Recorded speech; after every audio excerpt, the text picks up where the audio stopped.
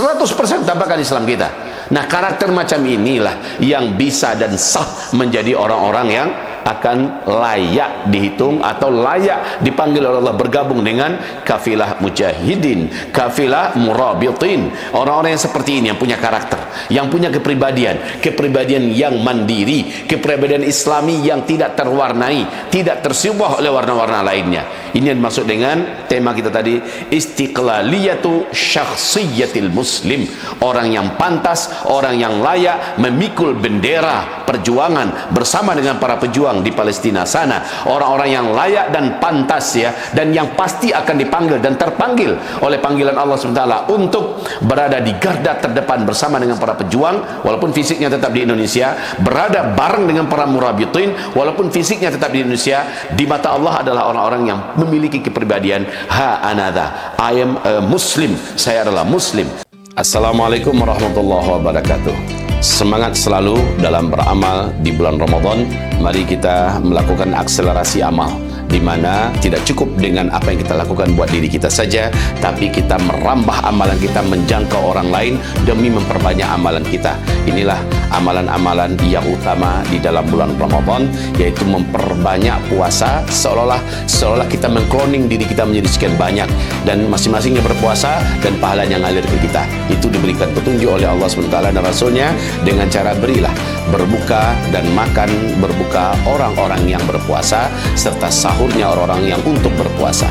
Saudara dan sahabat tercinta, sampai hari ini pesantren kita, para pemburu ilmu Allah dan para penghafal Al-Quran kita, para guru-guru dan dai-dainya, serta warga masyarakat yang kita bina dalam iman dan tauhid, seluruh mereka alhamdulillah untuk 1 minggu pertama bulan Ramadan ini sudah terpenuhi sahur dan berbuka mereka. Sekarang untuk hari ke-7, ke-8 dan seterusnya kita menampung selebar-lebarnya, dibuka seluas-luasnya untuk 250 orang saudara-saudari, santriwan santriwati kita, guru-guru dan dai-dai kita untuk sahur dan berbuka mereka. Tafadhal dari antum semua, per satu orang insyaallah 50.000 sahur berbuka dan berprogram dakwah di bulan Ramadan termasuk di situ. Kita membutuhkan 250 orang per satu hari. Silakan diantarkan atau ditransfer ke Uzma Care ya, 716-7684-003 Bank Sedah Indonesia atas nama Uzma Care. Tapi ingat, tolong dilebihkan di angka belakangnya, angka 1 ya. Pokoknya kita mengirim 10 juta atau 5 juta 1, 10 juta 1. Berarti tim admin kita langsung paham bahwa ini dimaksudkan untuk membukakan puasa orang-orang yang berpuasa. Semoga apa yang kami sampaikan menjadi gelora dan semangat yang tidak pernah berhenti dari kita semua merangsang dan mengejar ketertinggalan kita dalam amal. Wabil khusus bulan Ramadan, bisa jadi ini adalah Ramadan terakhir kita. Jadikanlah ini Ramadan terbaik, terhebat dan terbanyak pahala kita. Barakallahu fikum, ditunggu dan dinanti. Selamat menikmati pahala bersama-sama. Assalamualaikum warahmatullahi wabarakatuh.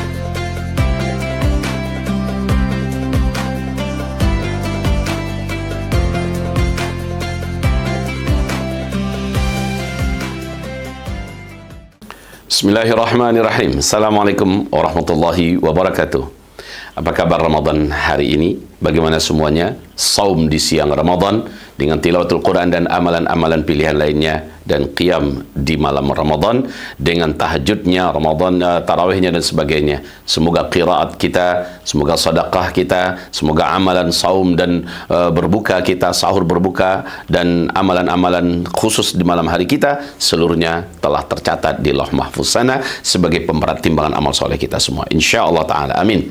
Alhamdulillah, kita kembali bertemu di pembahasan hadis al-arba'un, hadis 40 hadis pilihan fi thughuril murabitah, tentang keutamaan hebatnya orang-orang yang ikut ribat di tanah Baitul Maqdis, di tanah Baitul Maqdis, wa aknaf Baitul Maqdis dan sekitaran Baitul Maqdis. Alhamdulillah, pada hari ini kita sampai pada hadis yang ke-23. InsyaAllah ta'ala temanya, tajuknya juga tidak kalah sengit dan seru daripada yang sebelumnya, yaitu istiqlaliyatu syakhsiyatil muslim. Independensi ya, kemandirian karakter seorang muslim, dalam artian dia tidak ngikut ke kanan, tidak ngikut ke kiri, tidak berkaca ke barat, tidak berkaca ke timur, dia punya kepribadian sendiri. Kepribadian apa? Kepribadian Muslim dengan Islam kafahnya. Dimanapun dia berada, dia bukan bunglon. Dia tetap, dimanapun dia berada, dia tetap sebagai seorang Muslim. Jadi sama dengan begini ya, maaf kalau di Minangkabau kami ada pepatah. Pepatah ini ada baiknya dan ada juga perlu dikritik. Tapi baiknya yang kita ambil. Coba lihat, dengarkan apa yang dikatakan oleh pepatah kita. Di ma bumi dipijak, di situ langit kita junjung. Ini benar. Di mana bumi kita pijak, langitnya yang ada di bumi itu yang kita junjung. Dia di atas kita. Ya, masuk ke kandang kambing kita membebek, masuk ke kandang harimau kita mengaum, masuk ke kandang ayam kita berkokok, masuk ke kandang bebek kita membebek, dan intinya sesuaikan dirimu di mana saja kamu berada. Yang berikut ini, yang kedua ini, ada sesuatu yang perlu saja kita ralat tentunya. Apanya kita ralat? Tentu saja kita kalau masuk ke kandang kambing, kita tetap orang.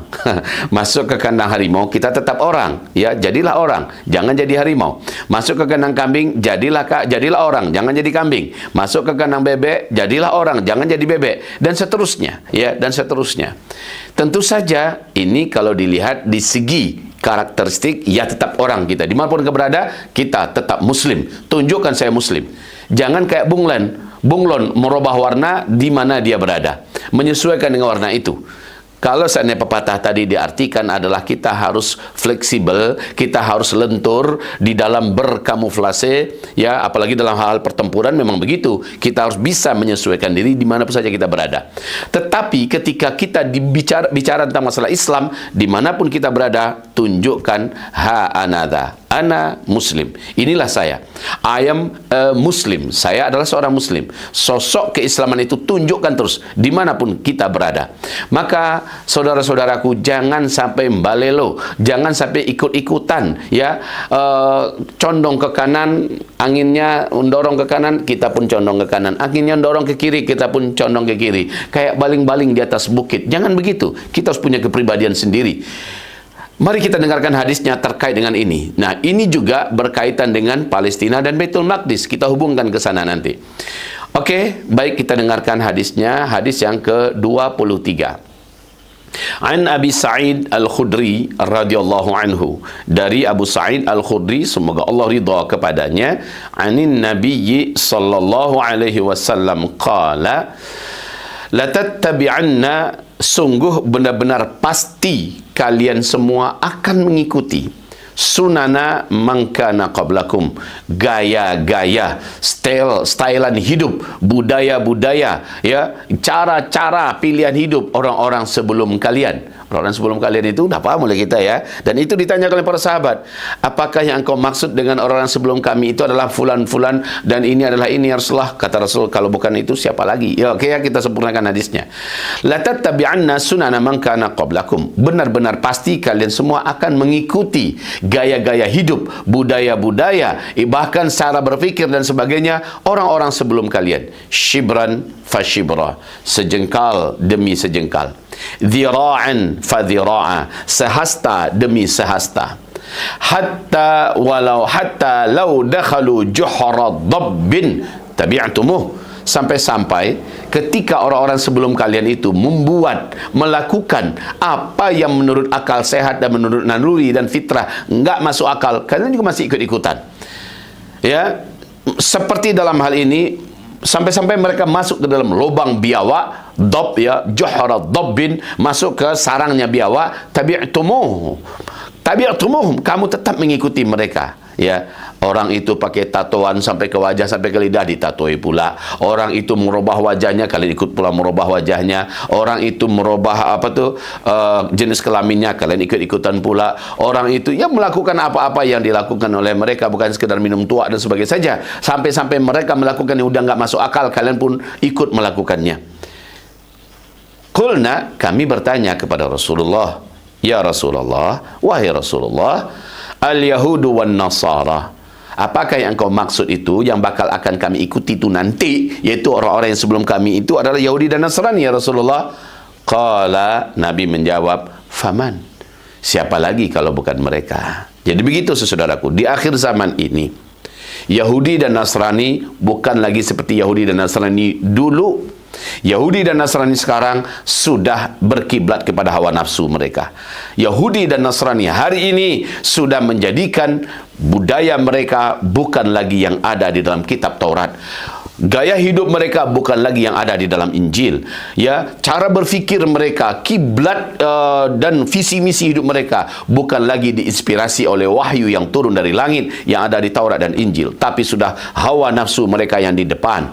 Nah, ketika mereka membuat jenis-jenis dan gaya-gaya hidup, cara-cara, langkah-langkah berfikir mereka yang sudah aneh dan jauh menyimpang, orang Islam yang memang kehilangan jati diri pada hari ini, di fase keempat ini, akhirnya membelot, ya, membeo, mengikut kepada mereka. Nah, seharusnya seorang Muslim yang kafah, mukmin yang haqqan, punya kepribadian. Seperti yang kita awali dari awal pertemuan kita ini. Kepribadiannya adalah di mana saja berada, saya Muslim. Dia harus berani berkata, I am a Muslim. Ya, saya adalah Muslim. Maaf, saya tidak minum alkohol. Kenapa? Saya Muslim.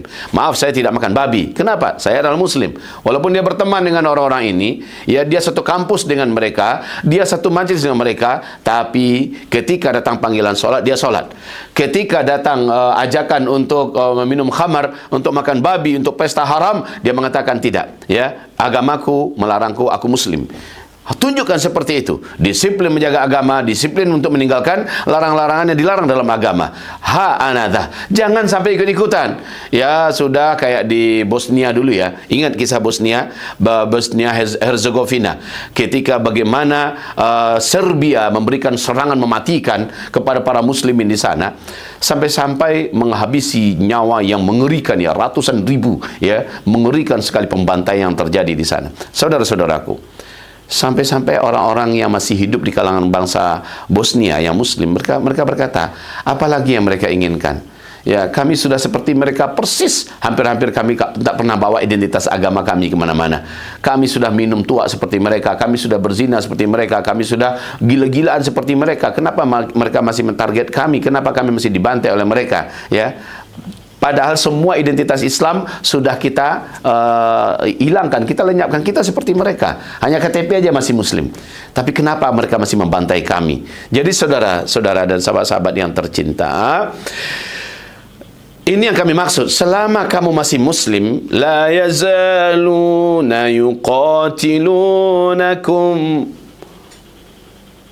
mereka senantiasa akan terus memerangi kamu, terus akan memerangi kamu, hatta yaruddukum an dinikum, sehingga mereka bisa membalikkan kamu dari agama kamu. Jadi mereka mau itu apa? Yang mereka mau itu status Islam itu betul dihilangkan. Ayo kamu masuk Yahudi, ayo kamu masuk Nasrani. Itu yang mereka mau. Selama masih Muslim, walaupun gaya hidup kamu ya sudah seperti mereka, mereka anggap belum selesai nih tugas mereka. Tugas mereka adalah betul-betul kamu bukan lagi Muslim. Jadi kalau begitu, seandainya kita menampakkan identitas kita Muslim, tidak kita nampakkan identitas kita, tapi hanya sekedar di KTP saja, maaf saudaraku, bagi mereka itu sama, selama kita Muslim. Kalau begitu ya sudah, 100% saja tampakkan Islam kita. 100% tampakkan Islam kita. Nah, karakter macam inilah yang bisa dan sah menjadi orang-orang yang akan layak dihitung atau layak dipanggil oleh Allah bergabung dengan kafilah mujahidin, kafilah murabitin. Orang-orang yang seperti ini, yang punya karakter, yang punya kepribadian yang mandiri, kepribadian Islami yang tidak terwarnai, tidak tersyubah oleh warna-warna lainnya. Ini yang dimaksud dengan tema kita tadi, istiqlaliyatu syakhsiyatil muslim. Orang yang pantas, orang yang layak memikul bendera perjuangan bersama dengan para pejuang di Palestina sana, orang-orang yang layak dan pantas ya, dan yang pasti akan dipanggil dan terpanggil oleh panggilan Allah SWT untuk berada di garda terdepan bersama dengan para pejuang, walaupun fisiknya tetap di Indonesia, berada bareng dengan para murabitin walaupun fisiknya tetap di Indonesia. Di mata Allah adalah orang-orang yang memiliki kepribadian another, I am a Muslim, saya adalah Muslim, sehingga sikapnya, akhlaknya, ibadahnya, amalan, cara berpikirannya, kata-katanya, semuanya diwarnai oleh Islam dan nampak identitas Muslim itu pada dirinya. Masya Allah, Masya Allah, Masya Allah. Baik, jadi ini hadis yang ketiga ya.